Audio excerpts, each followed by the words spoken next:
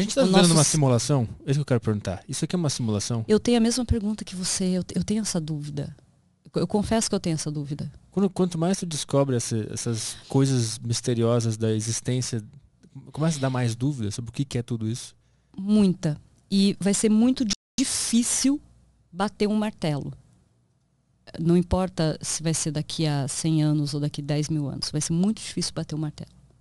Porque o que acontece? Tudo é uma simulação. Isso aqui que a gente está vivendo, de qualquer forma, é uma simulação. Se eu te disser que você não está tocando o teu microfone, na verdade. Você é um conjunto de átomos. O microfone também. Os átomos não se encostam entre si. Então, na verdade, os átomos relacionados à pele da sua mão, eles têm uma relação de frequência diferente dos átomos da superfície do microfone. Então, quando eles se aproximam, eles tendem a tentar se repelir. E nisso, você, na verdade, é como se você tivesse um átomo do microfone, um átomo da tua mão, um átomo do microfone. E você está só suspendendo. Então, você se mistura ao microfone para poder segurar ele. Mas por que tu conclui que a gente está numa simulação por causa dessa informação aí? Porque a gente não sabe até onde a realidade vai. Você não tem como definir o que é realidade. O que você define como é a realidade? O que você está vendo? Pois é, também não sei. Mas e se você ficar cego e eu disser que tem uma batata na tua frente? E te der uma batata de plástico? Você vai sentir fria, tal, mesmo formato, e vai dizer, eu tô com uma batata na mão. Sim. O que é a realidade? É o que você está ouvindo. Veja bem, é o que você está ouvindo, é o que você está sentindo, é o que você está enxergando. Só que isso é tudo uma via de entrada elétrica. Sim. Como é que você responde se o que você está vendo é real?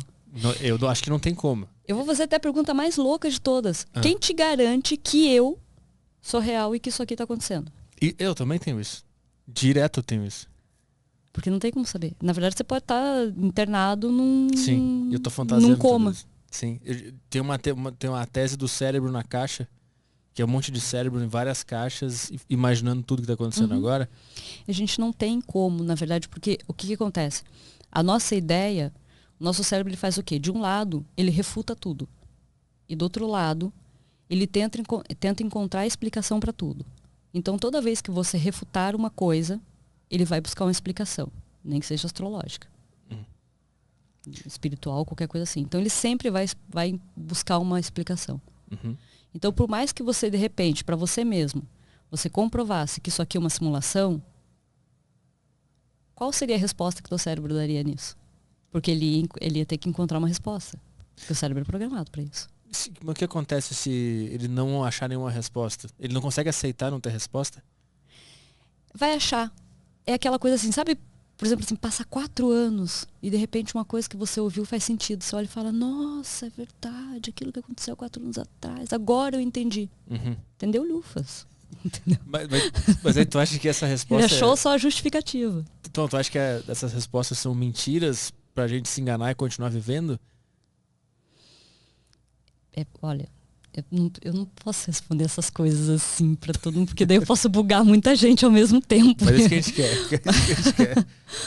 Olha, tecnicamente, se for pra gente olhar bem friamente mesmo, né, pela ótica da ciência, nada disso existe e tudo existe ao mesmo tempo. Só que o nosso cérebro ele não consegue entender que nada existe e tudo existe. Então, por exemplo, vamos pegar o aspecto Deus. Tô falando, mas assim, não quer dizer que eu sou bem religiosa, tá? Então, assim, eu acredito em Deus. Só vou dar como exemplo para você poder entender. Você pega, por exemplo, Deus. A gente sempre coloca Deus como uma figura, né? Um indivíduo. É um indivíduo, é um criador. Agora, por que Deus não pode ser tudo? Incluindo essa cortina. Mas ele é? Tudo. Sim. Absolutamente tudo. Inclusive nós. Inclusive nós. E para muitas pessoas é difícil olhar e dizer assim, tudo é Deus. Porque se tudo é Deus e você pode tacar fogo nessa cortina, então nada importa? Tu acha que acreditar que tudo é Deus diminui o nosso senso de importância? Não, é que a gente sempre tem que tomar cuidado com os bugs que a gente vai criar no nosso cérebro.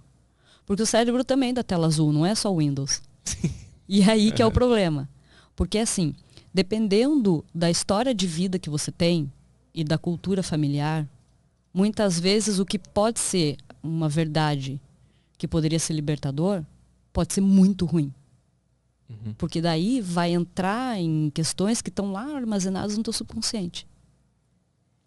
Então tem algumas perguntas que elas têm respostas, mas essas respostas não são dadas propositalmente.